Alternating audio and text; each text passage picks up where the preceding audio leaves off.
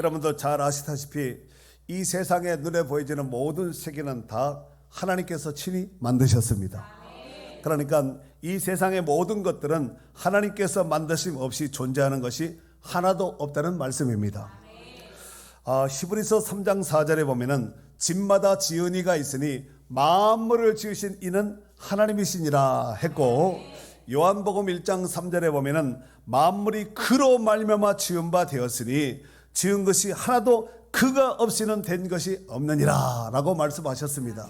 그러니까 우리 하나님이 창조하신 세계인 줄 믿습니다. 자, 여기서 중요한 사실은 이 세상의 모든 피조물들을 만드신 하나님께서 여섯째 날에 이 세상의 모든 피조 세계를 다스릴 사람을 창조하셨습니다.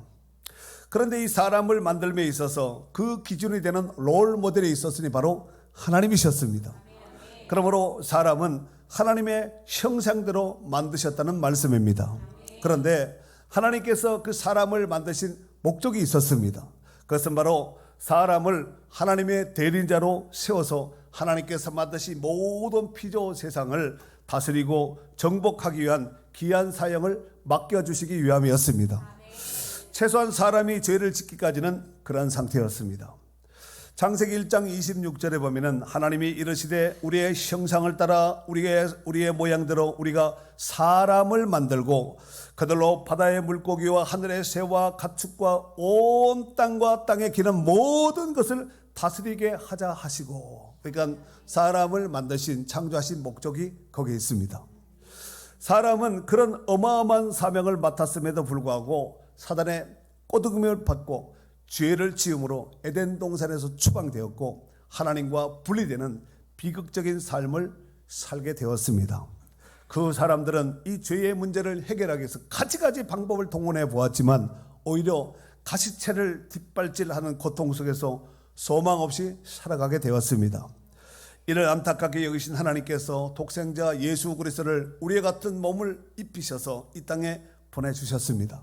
그로 인해서 인간이 감히 뛰어넘을 수 없는 죄의 문제를 십자가에서 완전히 해결해 주신 줄 믿습니다. 그리고 예수 그리스도는 죽은 지 3일 만에 어디에서 살아나냐면은 무덤에서 다시 살아나셨습니다. 할렐루야. 그리고 예수님은 부활 후에 약 한 40일간 부활의 영광체의 몸을 입으시고 이 땅에 머무시다가 사도들을 포함한 500여 형제들이 보는 눈앞에서 목전에서 하늘로 승천하셨습니다. 예수님은 하늘로 승천하기 직전에 마지막 말씀을 하셨는데, 이를테면 사도행전 1장 8절에 보면은 오직 성령이 너희에게 임하시면 너희가 권능을 받고 예루살렘과 온 유대와 사마리아와 땅끝까지 이르러 내 증인이 되리라 하시라 그랬습니다. 그리고 이 말씀을 마치시고 그들이 보는 목전에서 하늘로 올려주시고 구름이 그를 가려서 보이지 않게 했다 그랬습니다. 문제는 올라갈 때 제자들이 자세히 뭐 점같이 없어질 때까지 자세히 보고 있는데 흰옷 입은 두 사람이 곁에 서서 예수님 곁에 서서 이렇게 말을 하죠. 갈릴리 사람들아 어찌하여 서서 하늘을 쳐다보느냐. 너희 가운데 하늘로 올려주신 이 예수는 하늘로 가심을 본 그대로 오시리라 그랬습니다. 사랑하는 성도 여러분, 오늘은 예수 그리스도께서 십자가에 못 박혀 죽으시고 장사한 지 3일 만에 사망 권세를 깨치시고 생명의 주로 부활하신 날입니다. 많은 사람들은 그렇게 말합니다. 사람이 한번 죽으면 끝이지 무슨 사람이 다시 살아나는 부활이 있다 그래. 역사 이래로 죽은 자가 살아나는 것이 어디 있어 하면서 이렇게 말을 했다는 것입니다. 그리고 성경에도 보면은 실질적으로 죽은 자의 부활을 인정하지 않는 파가 있었습니다. 그 파를 일컬어서 쪽파라 하지 않고 대파도 아니고 사두개파라고 말을 합니다. 사두개파. 그리고 이 고린도 지역의 그 위에는 어디냐면은 아덴입니다.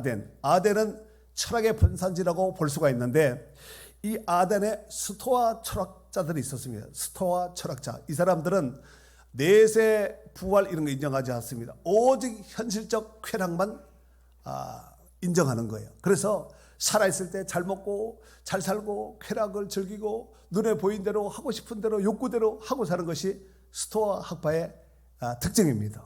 그래서 부활을 인정하지 않았습니다. 그렇다면 정말로 그렇게 말하는 사람들의 말이 옳을까요? 부활은 무슨 부활? 역사에 일어나 죽은 사람이 어디 있어? 부활한 사람이 있으면 나와봐. 이렇게 말하는 그들의 말이 과연 옳겠느냐? 이렇게 질문을 던졌습니다. 이에 대해서 성경은 뭐라고 말씀하고 있냐면은, 자, 오늘 메인 본문인데 12절 13절 읽어주세요. 그리스도께서 죽은 자 가운데서 다시 살아나셨나니 다시 살아나셨다 전파되었거늘 네. 너희 중에서 어떤 사람들은 어찌하여 죽은 자 가운데서 부활이 없다 하느냐. 만일 죽은 자의 부활이 없으면 그리스도도 다시 살아나지 못하셨으리라. 그들 가운데 그런 사람이 있었다는 거예요. 어찌하여 죽은 자의 부활이 없다, 이런 사람이 있었다는 거예요.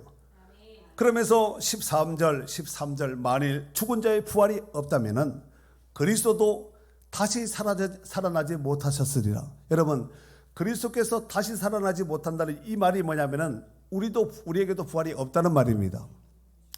여기서 두 가지 질문을 하고 들어가도록 하겠습니다. 첫 번째, 과연 부활은 존재할까요?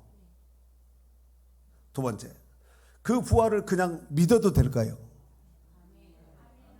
사실 이런 질문을 오늘 같은 이 부활 주일에, 그리고 교회에서, 그것도 믿는 성도들이 모여있는 이 자리에서 이런 질문을 던진다는 것은 좀 격이 맞지 않겠나, 이런 생각도 해보았습니다. 하지만 부활의 문제는 굉장히 중요하고 심각한 문제이기에 냉정하게 판단해 볼 필요가 있다고 생각합니다.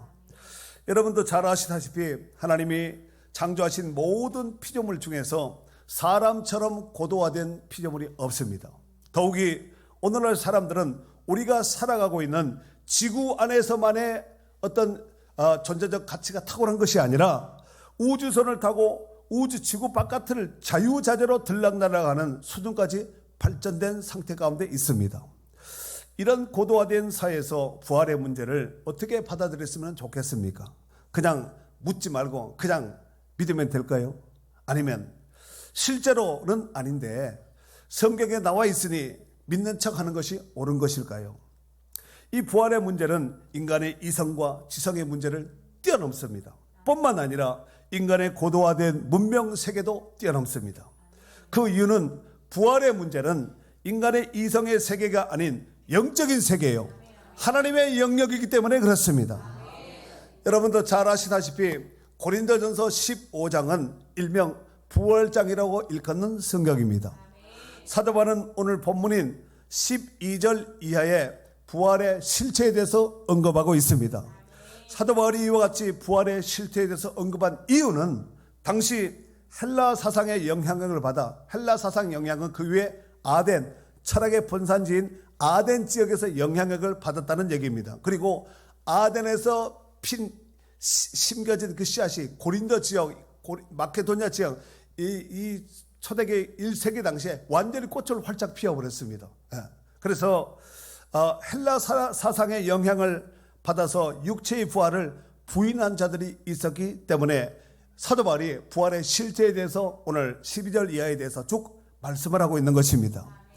그 중에서 당시 헬라 철학의 영향력을 받은 파가 있었으니 바로 이단파인데 영지주의자 그노시즘입니다.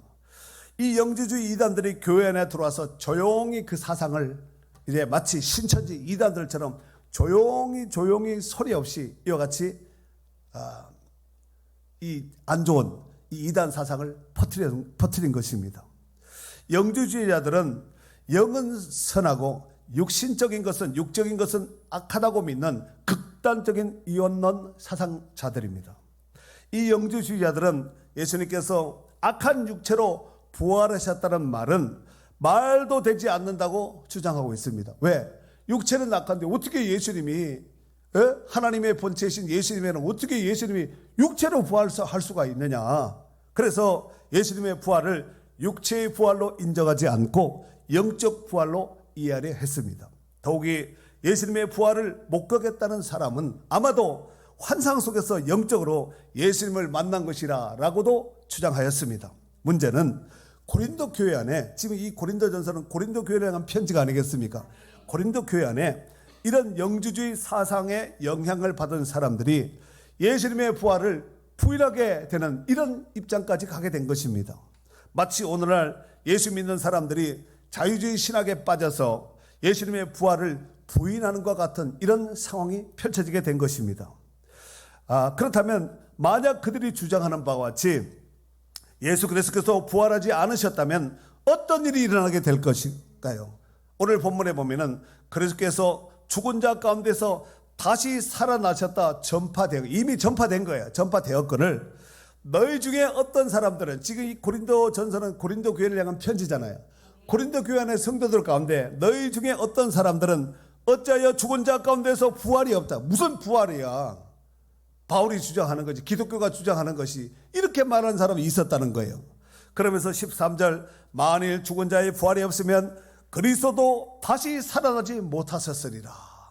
문제는 그 안에 14절입니다. 14절, 그리스도께서 만일 다시 살아나지 못하셨으면 우리가 전파하는 것도 헛것이, 우리가 복음 전하는 거 다 헛것이라는 거예요. 그 다음에 또 너희 믿음도 헛것이라는 거예요. 15절에 보니까 우리가 하나님의 거짓 증언으로 발견되리니 우리가 하나님이 그리스도를 다시 살리셨다고 증언하였으며, 뻥쟁이가 된다는 겁니다. 그래서 여기서 보면은 우리가 전파하는 것도 헛것이요 또 너희 믿음도 헛것이며 했는데, 이 헛것이라는 말이 헬라어로 케노스라는 단어를 씁니다. 이게 뜻이 뭐냐면은 빈껍데기, 그 다음에 허사, 빈껍데기 허사라는 뜻입니다.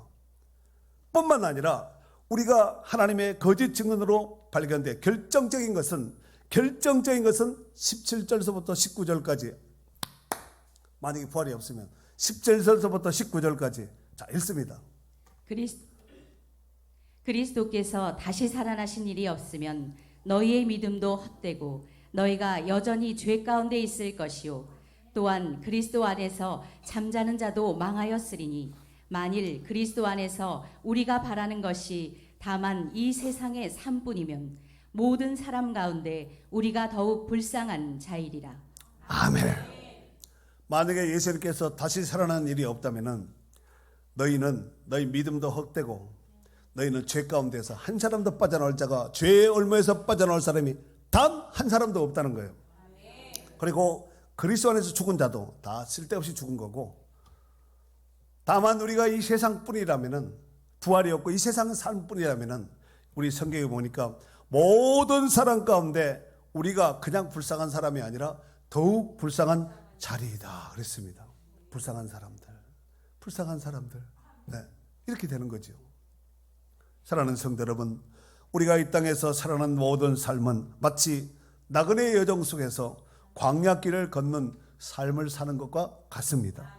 그 나그네의 여정 속에서 유일한 소망은 오직 예수 그리스도께서 부활하셨듯이 부활의 소망이 되신 우리 예수님인 줄 믿습니다.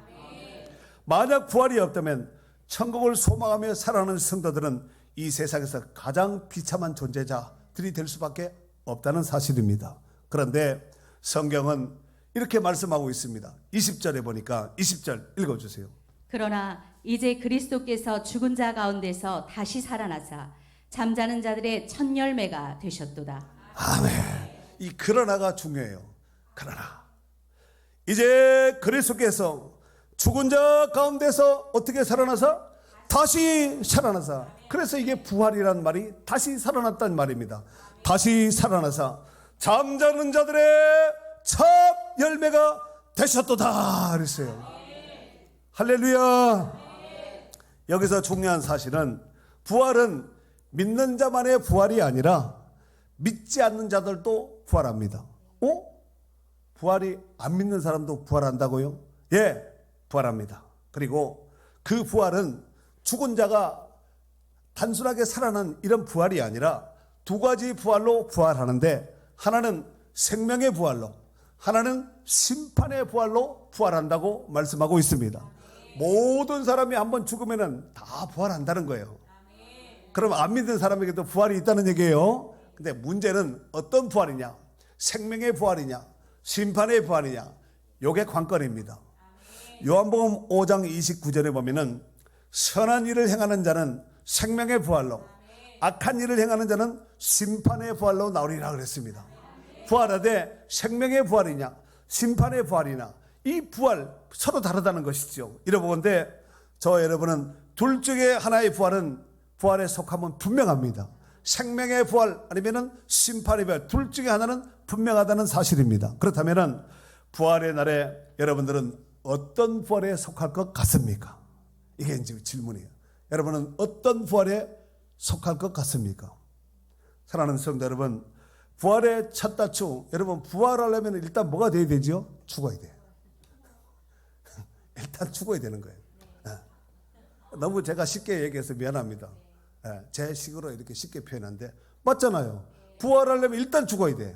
죽지 않자는 무슨 부활이 있어요? 일단 죽어야 됩니다. 죽음 없이는 부활이 있을 수 없습니다. 사도 바울은 고린도전서 15장 오늘 31절에 보면은 이렇게 고백하지요. 나는 날마다 죽노다. 나는 날마다 죽노라 그랬습니다. 아니 한 번 죽지 무슨 뭐 날마다 죽냐?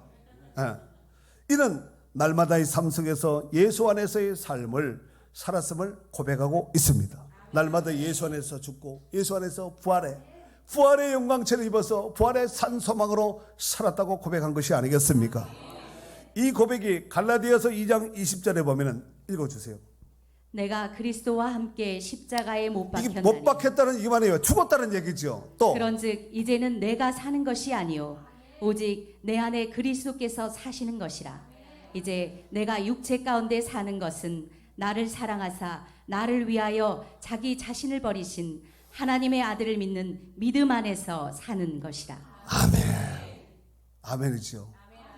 사도 바울의 이런 고백은 예수 안에서 날마다 죽음으로써 날마다 부활의 신앙으로 살아갔음을 고백한 말씀입니다.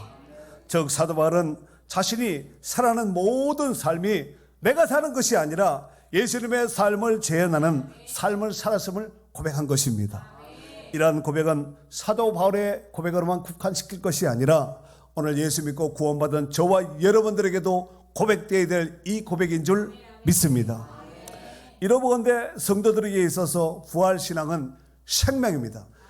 부활신앙은 생명입니다. 기독교의 꽃은 부활이고 부활신앙은 생명입니다. 뿐만 아니라 예루살렘 초대교회에서도 사도들이 가룟 유다가 골랐잖아요. 자살함으로 인해서 결국은 그 자리가 빵꾸가 난 거예요. 고리나무로 인해서 그 자리를 채울 사도들을 선택함에 있어서 그들이 부활의 기준이 되는 부활의 증인이 되는 사람을 그 기준으로 삼은 것입니다. 이를테면 사도행전 1장 22절에 보면은 항상 우리와 함께 다니던 사람 중에 한 사람을 세워 우리와 더불어 예수께서 부활하심을 증언할 사람이 되어야 하리라 하거늘 그랬습니다. 가룟 유다가 빠져나간 그 곤란 그 자리에 누가 들어와야 되냐면은 부활을 증언할 수 있는 사람이 되어야 된다는 거예요. 자격 1조건은 예수님의 부활을 증언할 사람. 키가 좋고 가문이 좋고 많이 배우고 똑똑하고 말자 이런 사람이 아니라 부활을 증언할 수 있는 사람. 이게 1번 기준입니다. 오늘 이 영광스러운 주님의 부활절을 기하여서 날짜로만 부활주의를 지켜서 예배 나와서 예배하는 이런 성도로만 국한되지 말고 정말 물과 성령으로 거듭난 온전한 부활신앙으로 굳게 선 성도들이 되어야 될 줄 믿습니다. 그래서 복음의 마지막 주자로서 주님이 분부하신 명령인 땅끝까지 이르러서 증거하는 증인된 삶으로 승리하는 축복의 성도들이 될 수 있기를 주의 이름으로 축원합니다. 축원합니다.